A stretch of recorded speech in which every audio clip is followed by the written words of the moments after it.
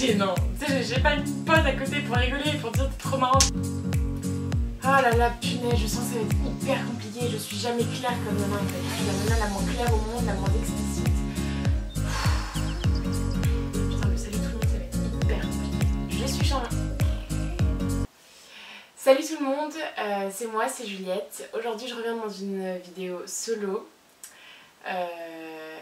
Voilà, aujourd'hui je commence les vidéos solo, enfin je débute un peu cette série de vidéos solo qui va apparaître tout au long de l'année, le moins possible, vraiment pour vous rassurer, on va essayer d'en faire le moins possible, c'est-à-dire que là on est en train de carburer et de filmer énormément de vidéos ensemble, énormément de projets ensemble.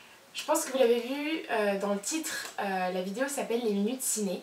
En fait j'ai eu l'idée de créer une petite playlist de vidéos qui vont apparaître tout au long de l'année avec des vidéos top flop des films que j'ai aimés, que je n'ai pas aimés. Par exemple, vous parlez de nos galères de tournage, il y en a eu beaucoup, de toutes ces petites anecdotes qu'on a et que vous ne voyez pas en fait devant la caméra, et c'est tout ce qui se passe derrière. J'avais pensé aussi au matériel, vous faire une vidéo sur le matériel, photos, notre expérience et nous prendre en exemple, parce que c'est vrai que vous verrez qu'on est un peu l'exemple même, que la qualité sur YouTube pour moi n'est pas si importante. Enfin je veux dire, on a le plus bas de gamme des appareils photo qui puisse exister au monde, d'ailleurs il n'existe même plus. Après, je vais mettre les points sur les i, je vais pas vous faire toute l'année des vidéos ciné parce que ça va vous gonfler à mourir, ce qui est totalement compréhensible. Mais là je me suis dit pour la première vidéo, petite entrée en matière douce et simple avec un sujet que je vais kiffer parler. Et je vais pouvoir me démerder si jamais j'ai une angoisse. Deuxième point avant de commencer la vidéo, j'aimerais qu'on instaure un feeling d'honnêteté. C'est-à-dire que pareil pour Marie et pour moi, il faut qu'il y ait cette confiance entre nous. C'est-à-dire que si vous trouvez la vidéo nulle à chier et que vous me trouvez ennuyante à un point que vous avez arrêté la vidéo, peut-être avant même que je dise ça. Mais bon bref, si vous êtes arrivé là et que bon, vous êtes un peu mitigé sur sur l'idée si vous êtes un peu mitigé sur l'idée de faire des vidéos solo, franchement, soyez honnête. C'est plus simple de le savoir directement que de vous faire des trentaines de vidéos où je parle, où Marie parlera et qu'en fait ce sera nul. Et essayez d'être quand même tendre. Mais soyez honnête, c'est tout ce que je vous demande. C'est parti. Aujourd'hui je vous fais une vidéo les minutes ciné avec Juju. Déjà vous faire top flop en fait entre guillemets des films que j'ai vus, ça va pas être une longue vidéo. Voilà, on va essayer d'aller en douceur. Je vais vous parler des top flops des films que j'ai vus récemment et d'un réalisateur que j'ai beaucoup aimé et que j'ai découvert en fait. Donc voilà, là c'est un peu centré sur les films. Premier film flop que j'ai vraiment détesté, je sais même pas le nom du réal. Le film que j'ai vu il y a pas longtemps, c'est The Circle. Désolée pour l'accent pourri en anglais, je suis nulle à chier en anglais. Et ça a été réalisé par James Ponsol. Ouais, donc j'ai été voir ce film au cinéma, j'étais avec une amie. Déjà, ce film avait l'air pas mal, donc c'est un film, voilà, clairement dans la bande-annonce on comprend que c'est un film centré sur le virtuel, on s'imagine que c'est un film qui va dénoncer le virtuel parce que voilà, ça parle d'un organisme qui s'appelle The Circle. Cet organisme-là évolue à une vitesse monstrueuse, il est en train de contrôler un peu le monde et il a un slogan et une ligne de conduite très marquante qui est il faut tout savoir, il faut tout partager à 24 heures sur 24. C'est vraiment la société d'exposition à un point vraiment j'en ai marre. On abandonne cette phrase, Juliette, c'est pas grave, on continue. Elle a l'air cool. Quand j'ai vu la bande-annonce, je me suis dit allez pourquoi pas, Emma Watson elle est mignonne, bon moment. Du coup j'y vais, machin. Et je me suis concrètement fait chier. Mais je pense que rare. Et j'ai réfléchi après, et je pense que ça fait très longtemps que je me suis pas fait autant chier en fait devant un film que là. J'ai pas capté le truc, je suis pas rentrée dans le truc du tout. Pour ceux qui l'ont vu et celles qui l'ont vu, je suis désolée si les personnes ont adoré, c'est purement subjectif. Hein. Le film, il m'a un peu déçue parce que j'avais très envie de le voir pour être inspirée pour un projet avec Marie. On a envie de faire un projet sur le virtuel, donc j'avais très envie en fait de trouver de l'inspiration. L'histoire avait l'air pas mal, je me suis dit ça va m'inspirer, et finalement pas du tout. J'ai trouvé que le film était super mal décousu, j'ai trouvé qu'il y avait des bonnes idées en soi, mais comme si dans le film il y avait des moments coupés, des personnages qui disparaissent, qui reviennent, je trouve qu'il est hyper mal fait, sans aucune prétention, hein. J'ai jamais réalisé de film et je ne veux pas réaliser de film forcément, donc c'est pas du tout un but de clasher ou quoi que ce soit, c'est juste le ressenti que j'ai eu face à ce film. À la fin du film, moi j'avais vraiment envie de voir un film, c'est les films que je préfère, voir un film franchement qui te bouleverse, dans le sens où, là en plus c'était sur le virtuel, donc j'avais clairement envie de sortir du film et de regarder mon tel en mode... vas-y, je le veux plus. Vous pouvez aller le voir pour le juger par vous-même. Moi j'ai trouvé que le jeu d'acteur était pas top, qu'il n'y avait pas de prise de position. Moi je ne savais pas si je devais être d'accord avec l'organisme de Circle ou alors me révolter totalement. La révolte n'était pas assez forte, enfin il n'y a pas eu de conflit, il n'y avait pas assez de trucs, c'était chiant. En soi il y a peut-être du bon. En soi il y a peut-être du bon.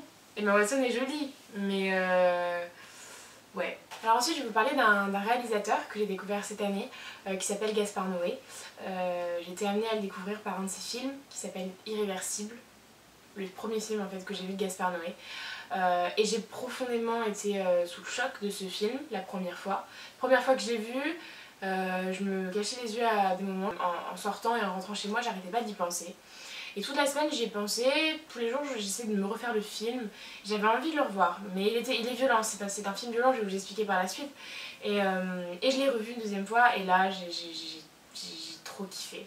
Je trouve que c'est un film esthétiquement parlant magnifique, c'est un chef-d'œuvre, très poétique aussi. Moi quand je vois un film, j'adore en fait être émue.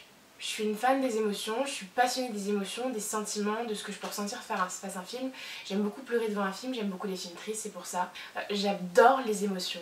Et c'est vrai que ce film-là, j'étais totalement gâtée sur ça. C'est un film aussi sur les émotions humaines, sur la rage, sur la haine, sur la vengeance. C'est une bulle d'émotions et une bulle poétique, même si au premier visionnage on aura l'impression que c'est trash, violent et brut de pomme.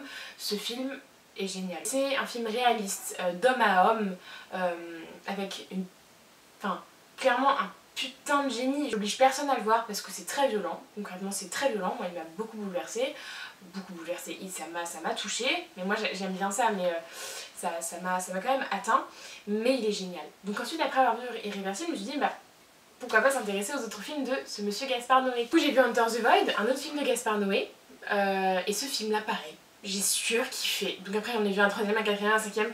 J'adore Gaspard Noé, j'adore ses films. C'est l'histoire voilà, d'un frère et d'une sœur qui vivent à Tokyo depuis pas longtemps d'ailleurs. Le petit frère, je sais plus si c'est le petit frère, mais peut-être. Le frère, Oscar, va avoir de mauvaises fréquentations et va tomber dans la drogue.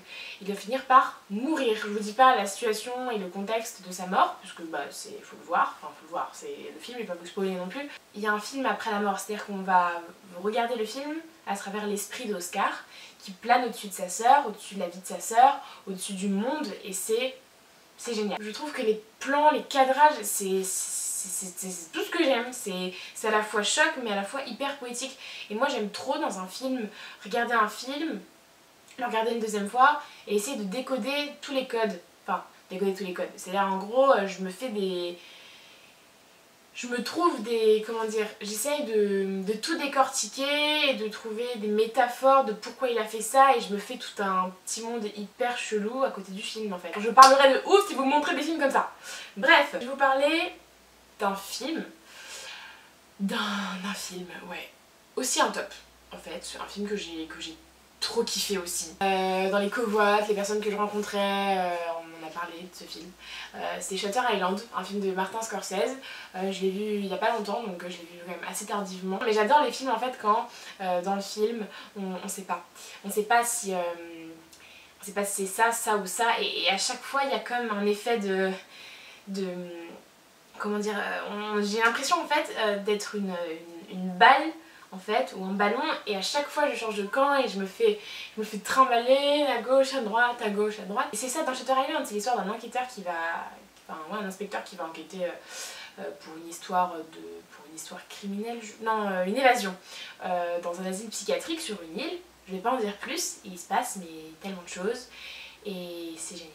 C'est génial. Tout le film tu crois que c'est ça et à la fin c'est pas ça. Et jusqu'à la dernière seconde t'es en mode mais et cette fin où tu découvres, c'est une fin qui te qui te met dans un état de... Enfin, tu deviens obsédé par cette fin et tu y réfléchis tout le temps. Enfin, je sais que c'est trop bien après le film d'être en train de réfléchir, mais tu crois que c'est ça, mais moi j'ai vu ça et ça. C'est ça que je préfère dans les films, c'est un film où t'as envie de parler par derrière et d'expliquer tes thèses et tes arguments.